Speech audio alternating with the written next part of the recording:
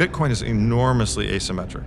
It's gone through 6 cycles where it's gone up 10x. It went from $1 to $10 to $100 to $1,000 to $10,000. Now it's at $100,000. The next step is $1 million. So it's going to go, in my opinion, it's going to go from 100,000 to $1 million in the next 8 years. And then it's going to go to 10 million.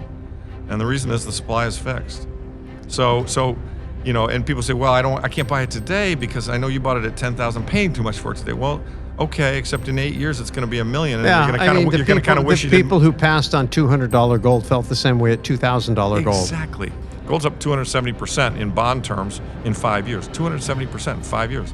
Okay, Bitcoin's up 2,000% in bond terms in 5 years. So, it's really been a situation where this is becoming pretty obvious, and I think you've got to protect yourself by having these assets. And some people think, well, they're overpriced. I can't buy them. You bought them cheaper. I'm getting in too late. No, you're really not, because this is really the awareness of this issue is still very much in the early adopter stage. Lawrence Lepard begins by defining money in its purest form.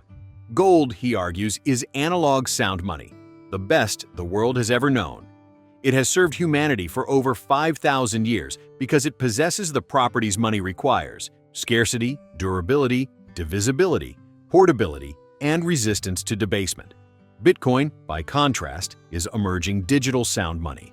Lepard does not argue that Bitcoin replaces gold. Instead, he believes Bitcoin will share the spotlight with gold, gradually stealing monetary share because of its technological advantages.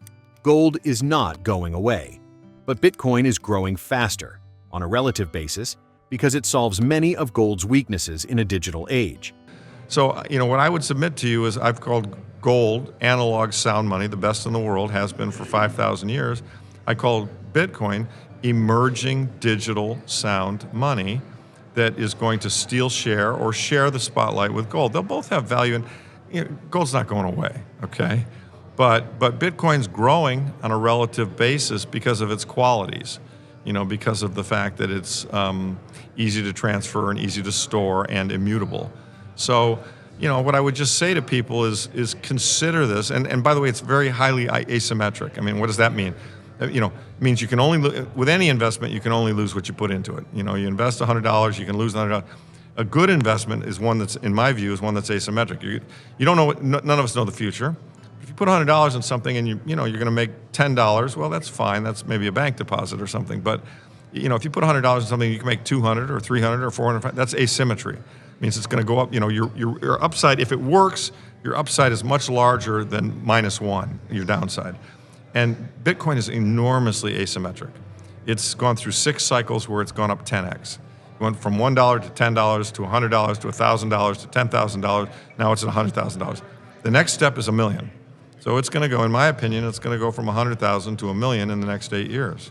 And then it's going to go to 10 million. And the reason is the supply is fixed. So and people say, well, I can't buy it today because I know you bought it at 10,000, paying too much for it today. Well, okay, except in 8 years it's going to be $1 million, and you're going to kind of wish you didn't. The people who passed on $200 gold felt the same way at $2,000 gold. Exactly. Bitcoin is one of the saddest things about Bitcoin is it exists in this world of cryptocurrencies. And cryptocurrencies, the whole notion of digital money has been, they've been trying to do this for 20 years. And there were 4 or 5 different experiments before Bitcoin that all failed. And then Bitcoin came out, and then a bunch of other people came out with these ICOs, initial currency offerings, and created all these other coins like Dogecoin, and they're all shit coins, and they're all worthless, totally worthless. And so the average conservative investor, not having a lot of time to think about these things, looks at that area and sees people like a Sam Bankman-Fried or some of the other more egregious actors in the space and goes, oh, that's all fraud. And that's unfortunate because, yes, 95% of it is fraud, but there's actually one piece of signal in there that's called Bitcoin. And let me tell you what they did. Somebody technologically built a system where they got where they created immutable digital scarcity. So you think about something digital, like it's a computer file or a book or a radio or a recording. You can make thousands of copies of it. Well, so how do you make that scarce? Well, turns out if you create a certain kind of system that does proof of work and has solving for an equation or guessing at a numeral until you solve it, you can basically create a ledger that has a limited supply of tokens, and the tokens in these cases are called Bitcoin, and there's a token limit of 21 million. Well, the reason that gold has value is that there's a certain amount of gold on the planet, and that amount grows very slowly. So as an element that was indestructible and grew slowly, it kind of became a natural form of money. Well, what happened with Bitcoin is we've really created, quote unquote, digital money. We've created a digital entry that other people perceive to have value, and that as a result of that, it stores value for you because somebody else will perceive it to have value for you in the future.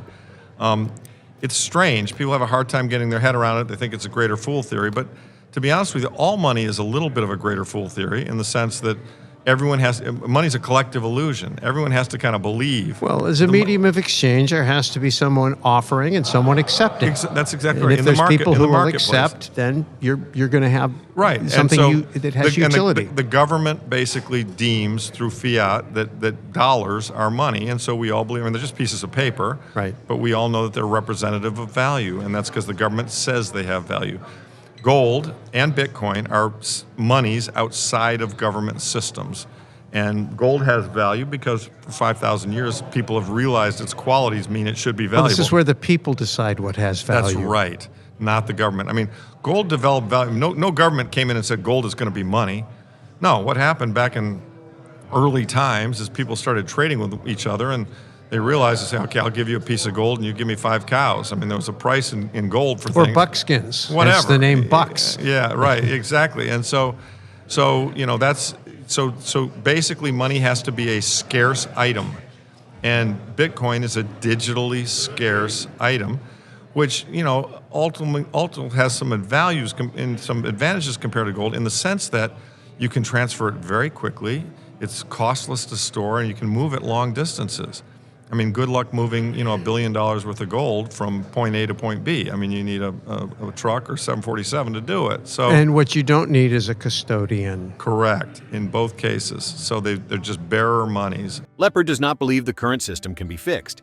In theory, a fiat and debt-based economy could function if governments exercise discipline, paying down debt, running surpluses, and limiting money creation. In practice, that discipline no longer exists. We are too far down the road. Debt has grown beyond what can realistically be repaid. The system now requires continuous money printing to survive. Eventually, this leads not to reform, but to failure. Lepard is clear-eyed, but not pessimistic. He believes that failure, while painful, will eventually force a reset. When the system breaks, people will ask hard questions, rediscover sound money principles, and rebuild on firmer foundations. They want to pay off the debt. They want to pay down the debt. They want to run, surpluses instead of deficits. Can you really do that in an unsound money system? So it's pay off the debt going to be hard. Not run. Isn't it all debt? Yeah, if they paid it off. Yeah, no money. Yeah, money is debt. Money is debt based in a way, but you could have there's a theory that says we could have an economy based on fiat and debt that would work. But what I would argue is that we're too far gone. There was a time where we could have turned back and behaved in a more sound money-like fashion, and maybe had, as Greenspan said, he thought he had an artificial gold standard going. He didn't, but so there's a way we could go back in that direction. But I would suggest to you that at this point in time, we're just too far gone. We're too far down the road, and so the natural course of events is going to take us further down the road until this system really fails.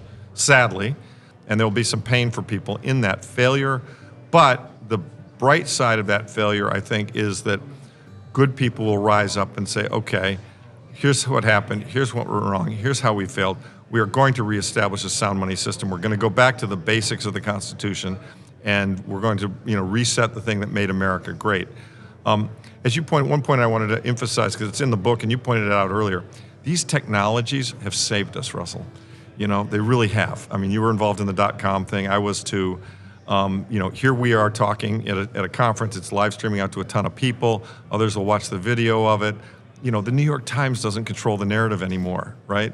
I mean, people can find out the truth on their own. They can decide what the truth is based on what they read and watch and see. And so suddenly, in a funny, backward way, the microprocessors, the internet, et cetera, all of these things have allowed us, they've given the average human being the ability to quote unquote fight back against the man. Yeah. The man was the powerful federal government and the powerful drug companies and the powerful military industrial complex, powerful big food company, all of it. I mean, big organizations, the powerful media told us what to believe. And what's happened since the internet came along, we've all come to see, gosh, all these guys were lying to us. That's not good. And given that they're lying to us, we got to do stuff differently, right? Yeah.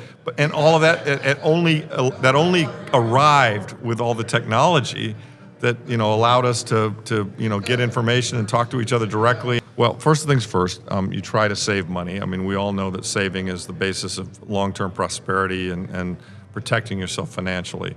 But it really greatly matters what form you save in. So if you save money in U.S. dollars and get paid a minimum rate of interest, you're losing value, purchasing power at 7% a year. So my view, the book talks about this, is that you have to save in things that the government can't print.